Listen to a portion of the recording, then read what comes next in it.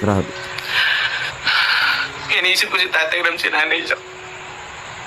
Sa nangyari na to na hindi na yung mangyayari. Ko ba sobrang bigat nung ko. Sobrang bigat sa dibdib. Na parang bang gano'n na lang kabilis. Gano'n na lang. Gano'n ay nagkaganon po ang lahat.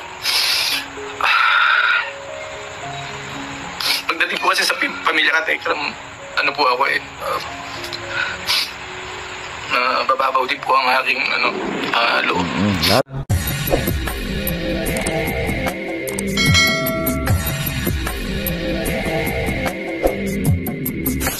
Alright, what's up mga tangay? Welcome back. This is my YouTube channel, Katangay PLC. Sa mga pagpalang araw matay, good morning, good afternoon, at good evening. Alright mga tangay, mga idol, mag-reaction tayo for today dito sa YouTube channel ni Tekram. Isang charity vlogger ito at marami itong mga natulungan ng mga babayan. Supportahan natin ang YouTube channel. Subscribe natin, like and share natin. And don't skip ads. At hindi ka pa nakasubscribe sa aking YouTube channel, subscribe ka na para update ka sa mga upload reaction ko. Sa FB page ko, Katangay PLC 2.0, nag-upload rin ako dyan mga idol. At sa FB ko, Katangay PLC, mag-follow ka na. At dito mga idol, nagpa-live si Tik John sa aking channel na at team channel ba to? Tekram Kids, yan. Dito, at dito siya, si Tik John nga, ay sa kwarto ata doon ka Dib, mga idol, dito napa-live siya. So matagal-tagal na ito siya nag-update sa aking channel nila, diba? Dito ay napaiyak nga, naalala kay Kuya Dib, nangyari kay Kuya Dib. At dito, samahan nyo ako at gawa natin ang reaction mga idol. Yung nanay nakatitig dun sa kanyang anak. Kasi nakaupo yung nanay, meron po siyang hawak na instrument. Nakatitig siya dun sa kanyang anak na may hawak na gitara. Kasi ang simula, kakanta yung... Dito mga idol, kung nagkakwento nga si Tik John. At dito, at unti na siya lumuluwa. At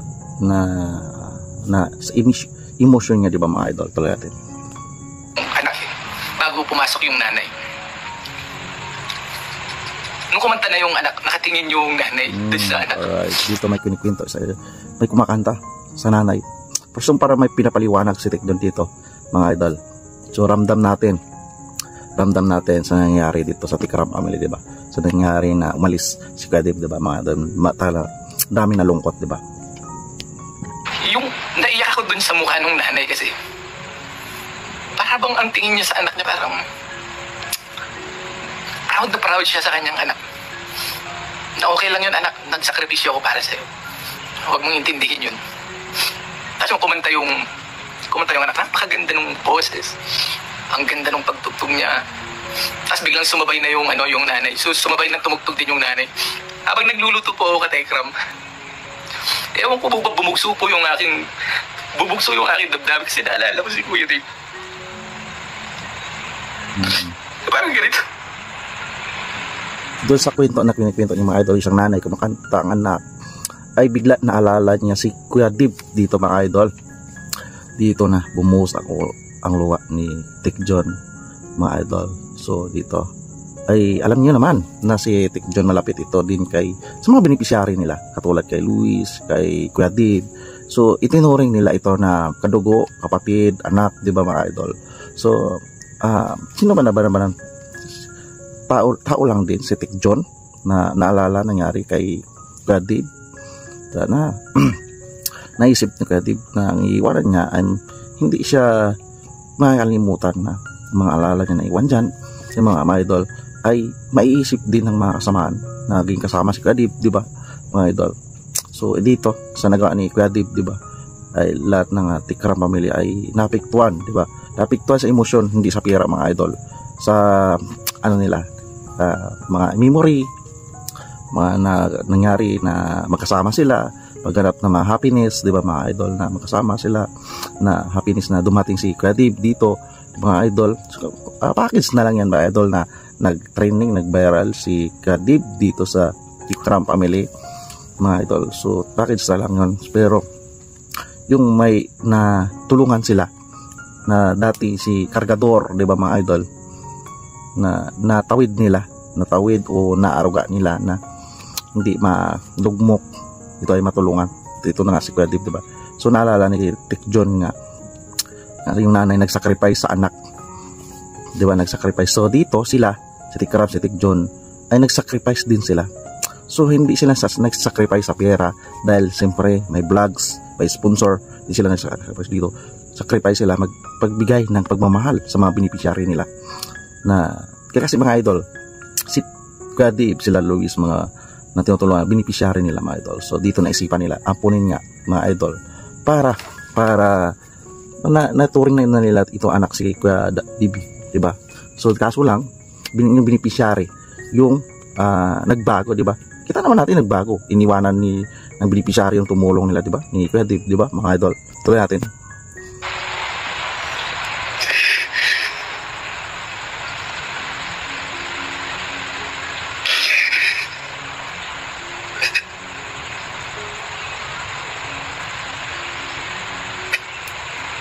And ito, ramdam natin yung emotion ni Tikjon mga idol.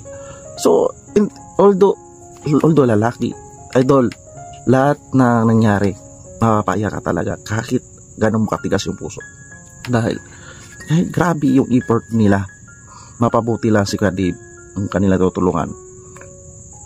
Winilkam yung mga friends sa bahay, subira, mangyari yan, idol, magtiwala na labas-pasok yung mga kaibigan. Ito naman, di ba, sa live nila.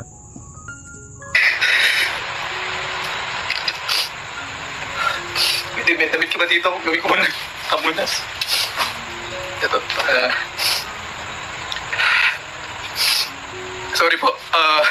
Sabi ko po kasi kay Mami, aga-aga pinaiyak mo ko.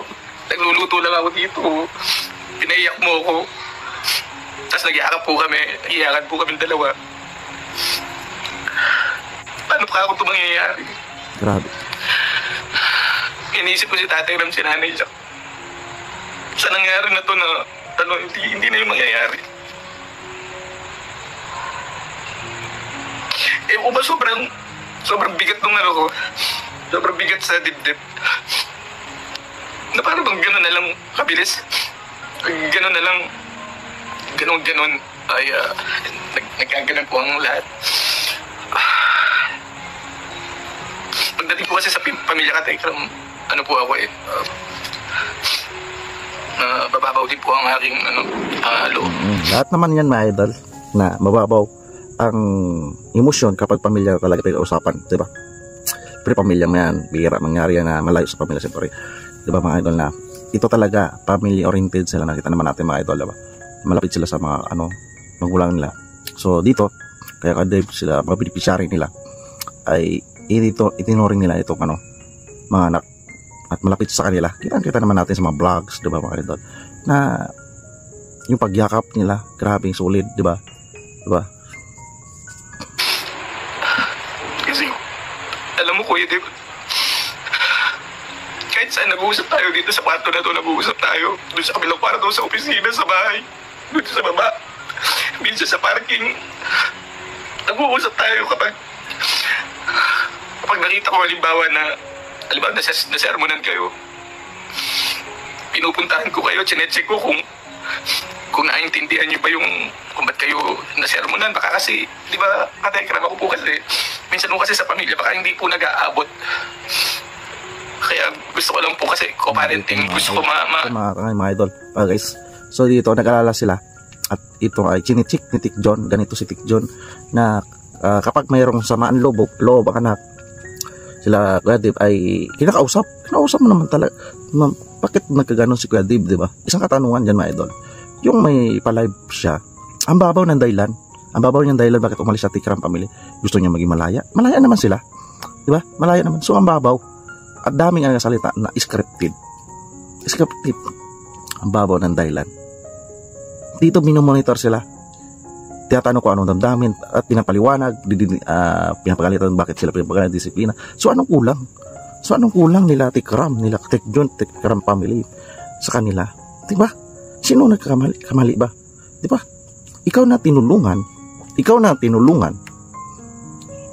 ng tumulong, tapos yung tumulong na nagbigay ng effort, sila pa naging masama, Tikram pa naging masama, diba? Isang katanungan kasi ito. Kahit sila Tikjon, Tikram, napatanong nga, biglang biglang nangyari ito? Kahit yung viewers, kahit ako mga idol, bakit biglang nangyari ito? Hindi naman sinasagot na maayos sa personal. Mag-usap sila ni Tikram, di mo mga idol? Ni Kuya Dib. Para maintindihan nyo kung bakit ganito yung ginagawa ni Tatay Ram sa inyo, bakit kayo dinidisiplina, bakit kayo ganyan. Para hindi ho ma-divert. Ay, si Tita Mamsi nandito niya. Sorry po, Tita Mamsi, naka-live. Totoo. Kaya kausapan sila. Para hindi ma-divert, diba? Ano? Nabubuyo ako mga idol. Divert. Tuloy natin. Live po kayo. Ipapanood ko po sa inyo para damay-damay na ipapanood ko po sa inyo yung video. At ewan ko po ba na ano na sa isip ko, lagi nang nagpe-play paulit-ulit. Kahit nag-work pa ako kanina paulit-ulit. Lumabas pa ako kanina yung kanta ko, paulit-ulit ko yung kanta sa isip ko. At ewan ko ba ang bilis kong bumigat nung dibdib ko kapag narinig ko yung kanta. Lalo kumakanta yung anak. Maniwala po kayo sa akin pag napanood nyo yun, itadamay ko po kayo, maiiyak din po kayo. Gusto ko lang po, actually, hindi ko na po naisip yun kanina na maichika po sa inyo yun. Hindi naman po yun yung dahilan ba't po ako nag-live. Gusto ko pong mag-ano lang po tayo ng damdamin. Ano po bang tawag doon binanggit ko? Magdamayan po tayo ng damdamin. Mukhang sorry po, nadamay ko rin po kayo sa ano. Yan. So, dito nag-live lang siya update dito mga idol para mag-share siya kay Tech John nga sa napanood pala siya. At dito, napayak nga siya na may naalala. So, may i-share din sa mga viewers na kung marami nag-aabang mga idol na kung anong nangyayari sa kanila. So, maganda naman yan na idol, ilabas nila Tech John yung kalungkutan, katanungan para magkaroon ng advice din sa mga supporters, viewers. Well, idol, tama lang yan, okay lang naman yan. So, may update din tayo.